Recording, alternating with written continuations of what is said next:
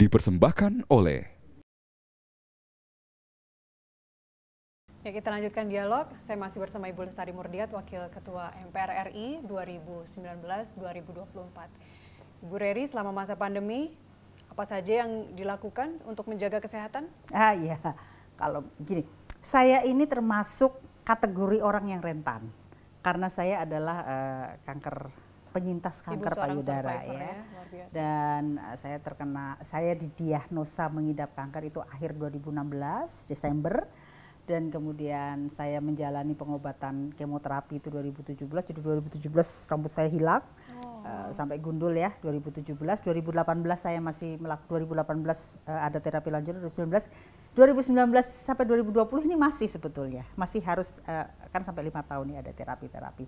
Dan karena tidak bisa banyak bergerak dan kemudian sempat terkendala, jadi ya mau tidak mau harus dari diri sendiri ya. Yang paling penting dijaga tentu kita tahu batasan ya. Tadi sempat ditanya bagaimana ke kantor ya, karena saya tahu bahwa saya termasuk salah satu orang yang rentan, maka saya betul-betul membatasi komunikasi.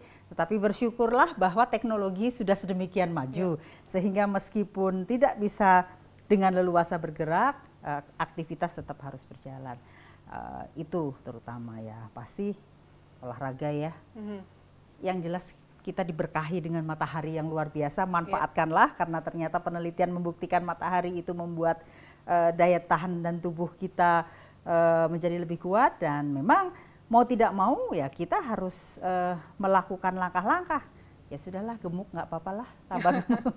Tapi yang penting makan sehat dan pikirannya harus tenang. Pikiran juga harus tenang. Ibu pernah mengatakan dalam masa pandemi ini yang kita tidak tahu kapan akan berakhir, yang penting adalah gotong royong, semangat solidaritas dan juga kolaborasi sangat diperlukan. Seperti apa bentuk atau implementasinya? Jadi pada awal-awal pandemi, tadi saya sudah ceritakan bahwa kami memiliki forum diskusi dan pasar 12. Beberapa kali serial memang khusus mengangkat secara masalah pandemi. Awal-awal kita bicara penyakit, tapi bukan hanya bicara penyakit, dari beberapa seri yang lain kita bicara dalam konteks berbagai macam. Nah, kami membuat tim forum diskusi dan pasar 12 membuat survei, dan mayoritas masyarakat itu menyadari bahwa ancaman dari pandemi ini bukan masalah kesehatan saja, tetapi masalah sosial dan masalah turunan lain.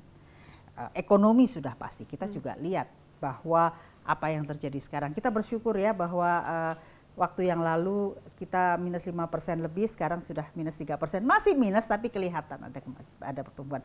Tetapi bersyukurlah kita sebagai satu bangsa karena kita sebetulnya punya tameng yang namanya Pancasila. Jadi konsensus kebangsaan Pancasila merupakan ideologi yang menjadi tameng bangsa menghadapi ini semua. Terutama karena dalam sila-sila yang ada di dalam Pancasila sebetulnya mengajarkan kita untuk mau tidak mau memahami dan kemudian bisa bersama-sama menyelesaikan permasalahan. Di situ ada nilai gotong royong, di situ ada nilai persatuan Indonesia, di situ juga ada nilai bagaimana kita bersama-sama menyelesaikan permasalahan dan mencapai keadilan ya bagi seluruh rakyat Indonesia. Nah, Pancasila lah tameng dan pegangan kita. Itu sebabnya kenapa kemudian saya menyatakan dalam beberapa pertemuan dan setiap kali pertemuan bahwa nilai-nilai persatuan diwujudkan dalam gotong royong. Dan kita melihat ketika kita menghadapi masalah seperti ini, coba perhatikan, masyarakat Indonesia itu memiliki solidaritas yang tinggi dan spontanitas, kebersamaan yang kita dari sejak zaman tsunami terlihat. Dan memang ada survei yang menunjukkan bahwa orang Indonesia itu memiliki indeks berbagi itu setiap tahun makin tinggi, dan itu sudah diwujudkan, kita sudah lihat ya. Dan itulah implementasi yang harus dilakukan selama pandemi ini, meskipun social distancing tetap dijaga untuk menekan penularan kasusnya sendiri. Bukan berarti kemudian kita berhenti berkegiatan ya, tapi bagaimana kemudian kita bisa mencari cara, kita tetap bisa melaksanakan kegiatan kita, tetapi juga tetap masih menjaga protokol kesehatan. Dan yang paling penting harus kita lakukan adalah bagaimana kita bersama-sama berusaha untuk menekan angka penyebaran dan bisa sesegera mungkin membuat angka ini melandai. Karena sampai hari ini kita belum melihat. Sampai ditemukan vaksin, saya rasa seluruh dunia masih harus bersama-sama melakukan berbagai macam upaya untuk melakukan pencegahan. Terkait dengan pemulihan ekonomi, kita memang tidak boleh menyerah terhadap kondisi saat ini, tapi untuk pemulihan ekonomi sendiri penting. Di satu sisi kita akan menghadapi jurang resesi di depan, tapi kesehatan dan kesejahteraan masyarakat juga harus diperhatikan. Bagaimana cara Ibu menjelaskan kedua hal itu? Saya kira begini, pertama kali mesti dilihat ya. Pemerintah sudah mengeluarkan berbagai macam kebijakan yang sekarang juga sudah menjadi undang-undang sebagai salah satu cara untuk menjawab permasalahan yang ada. Ya, beberapa stimulus juga sudah dikeluarkan dan kemudian beberapa kebijakan, kemudian beberapa kemudahan. Nah, ini sebetulnya adalah salah satu cara yang secara langsung bisa membuat, tentu ini tujuannya adalah kalangan bisnis dulu ya, untuk tetap bisa bergerak. Pemerintah juga membuat kegiatan-kegiatan dan menekankan agar serapan anggaran bisa terjadi dengan baik. Itu yang pertama. Kedua, di sisi masyarakat sendiri, kita memang tidak bisa mengingkari bahwa dengan adanya situasi seperti ini, semua orang kan pasti menahan diri untuk tidak melakukan konsumsi. Nah, bagaimana kemudian ada cara-cara yang bisa membuat konsumsi ini terjadi tanpa harus mengabaikan berbagai permasalahan yang ada.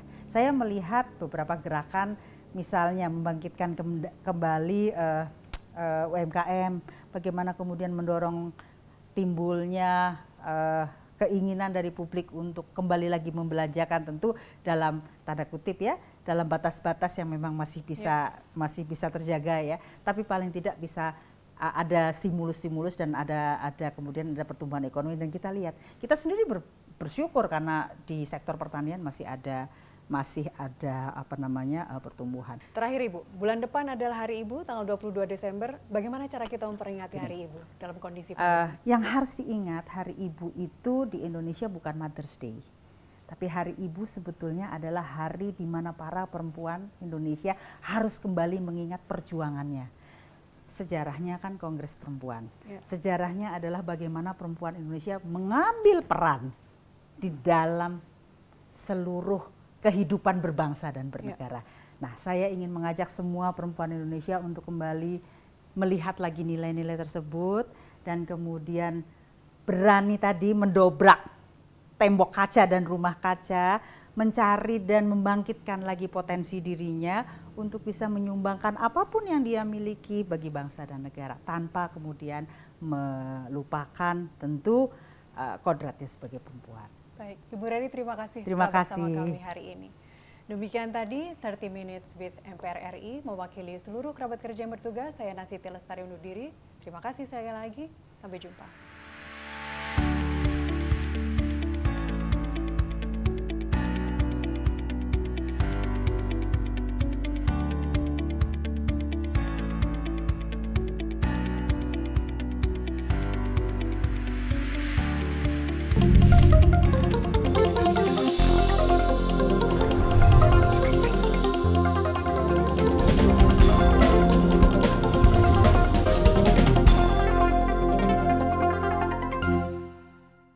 Dipersembahkan oleh